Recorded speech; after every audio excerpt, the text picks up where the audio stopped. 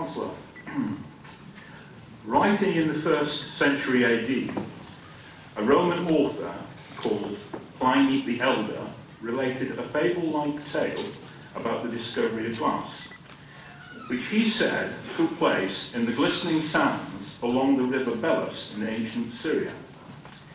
His writings state the following: there is a story once that a ship belonging to some traders in natural soda put in there, and that they scattered along the shore to prepare a meal. Since, however, no stones suitable for supporting their cauldrons were forthcoming, they rested them on lumps of soda from the cargo. When these became heated and completely mingled with the sand on the beach, a strange, translucent liquid flowed forth from the streams. And this, it is said, was the origin of glass. We could not now imagine a life without this strange, translucent liquid.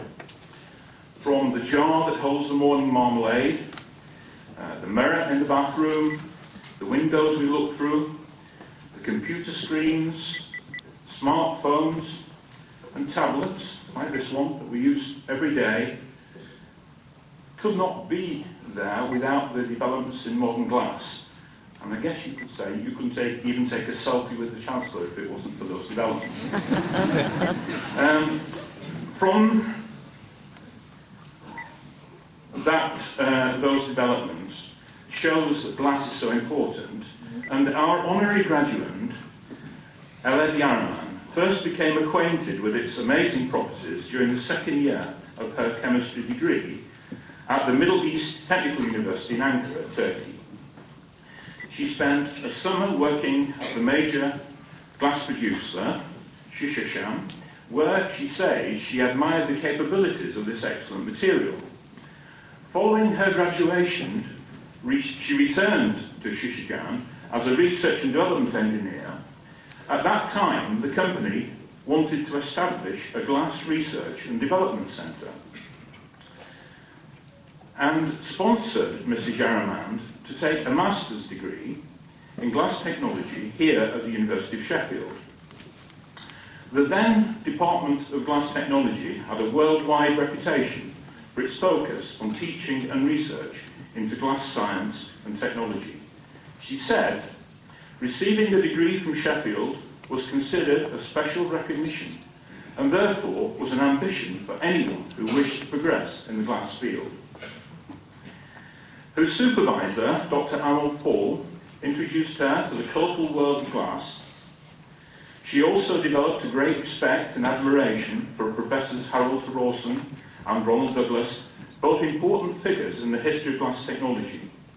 Indeed, she has followed them in their respective roles as chair of the Technical Committee of the ICG, that's the International Commission on Glass, and as president of the ICG.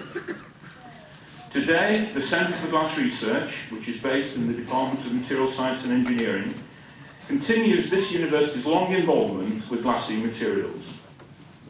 Our Deputy Marshal today, Emeritus Professor John Parker, taught at and co-organised a recent ICG summer school, and the delegates included 10 Shishijam employees. Mrs. Yaraman actively encourages her younger staff to pursue their education, and indeed some have come to Sheffield for their studies. It is appropriate that we honour the achievements of one of our glass technology graduates in the centenary of the start of the Great War. At the outbreak of hostilities, countries invariably found themselves without internal supplies of many essential commodities. In Britain in 1914, this was certainly true for optical glass and glass for chemical apparatus. Under the initiative of Dr. W.E.S. Turner, an advisory committee was set up to give scientific help to industries in sudden need of high-quality glass. In 1915, the country's first Department of Glass Manufacture, later called Glass Technology, was established here at the university. And in the following year, the then Dr. Turner founded the Society of Glass Technology, which continues today to bring together the research of academics and the needs of glass manufacturers and artists. Our honorary graduate as a Fellow of this Society. Chancellor, we are proud that Mrs. Yaraman has influenced the development of the glass industry, as well as contributing immeasurably to the international glass community. Under her leadership, Shishijan's research and development flourished, enabling their scientists to focus on glass technology, energy conservation, and environmental concerns. She progressed rapidly through the organisation, becoming Chief Executive of the Tableware Group in 1994 and Chief Executive of the Glass Group in 1997. She is currently a member of the company's Board of Directors. Throughout her career, Mrs. Yaraman has authored or co-authored many scientific papers in the major national and international glass periodicals, and has chaired or participated in numerous glass industry conferences. In 1999, she received the Phoenix Award, which is given annually to the person who's made a significant contribution to the international glass industry. She remains the only woman to have achieved this high honour. She is also the only woman to have served as President of the International Commission on Glass, which brings together the world's most respected universities, scientific institutions, glass industry companies and allied organisations.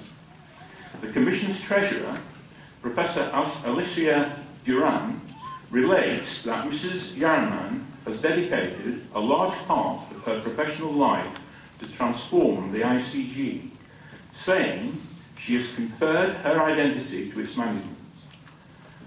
That is professionalism, rigour, hard work, and respect for those who work with and love glass.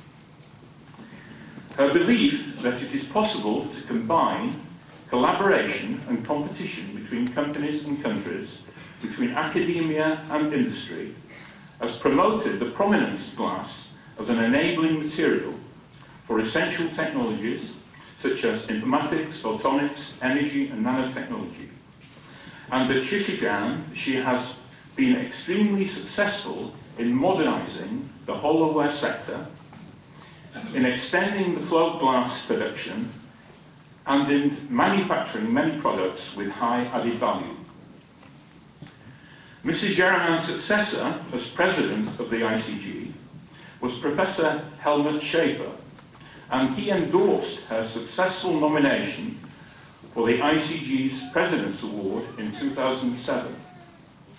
He said, "It is a special honour for the ICG to attract such a person as Alev Yaraman, who dedicates voluntarily her time for promoting the advancement of glass science and technology, besides her demanding professional affiliations.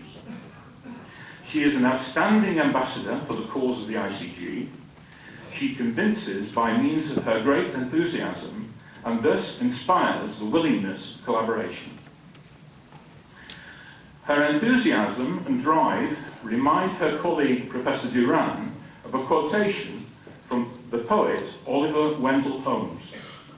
He says, "I find the great thing in this world is not so much where we stand, as in what direction we are moving.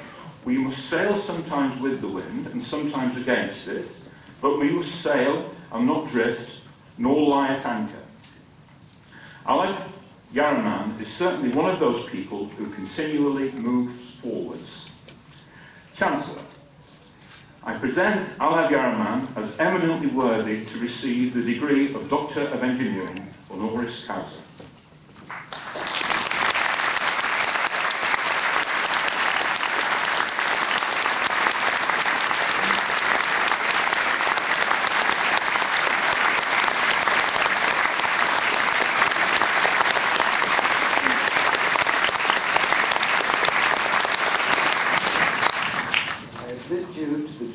Doctor of Engineering, honoris causa.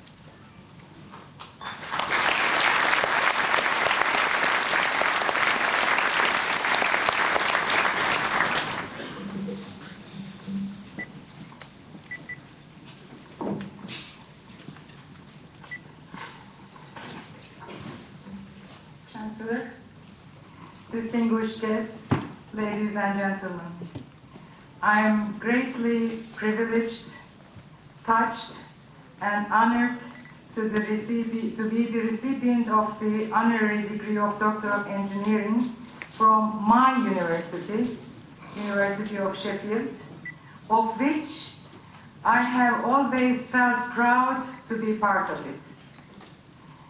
There is nothing more pleasing and rewarding than being awarded by one's own university 4 decades after graduation. I'm humbled to receive this honorary degree and delighted to be with you here today. Thank you very much.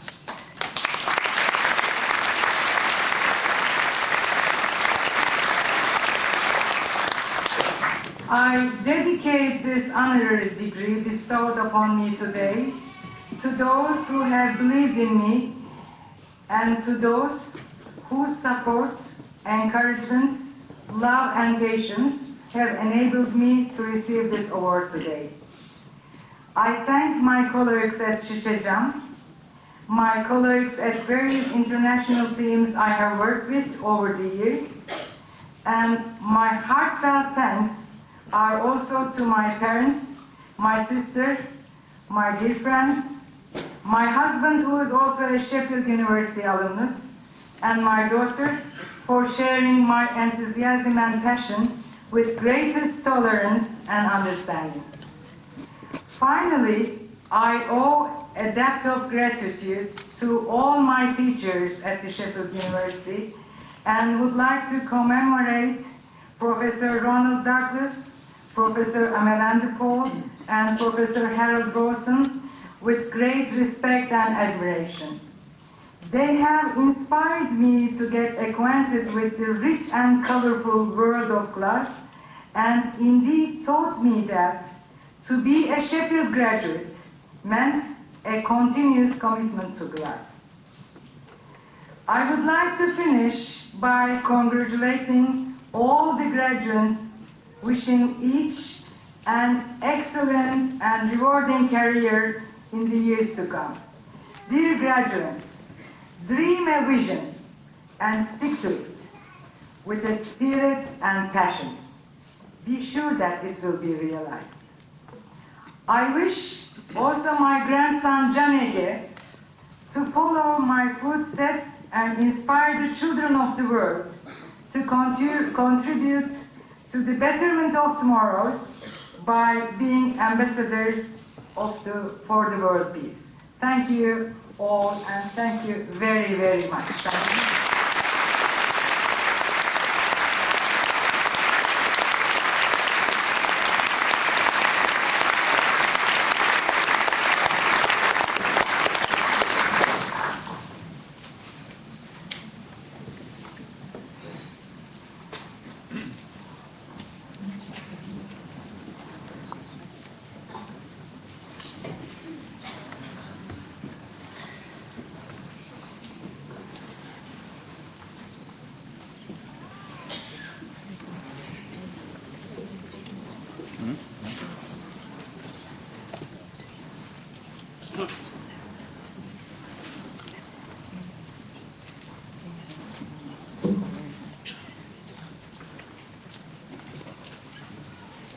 Chancellor, I present to you the following candidates whom I certify as worthy to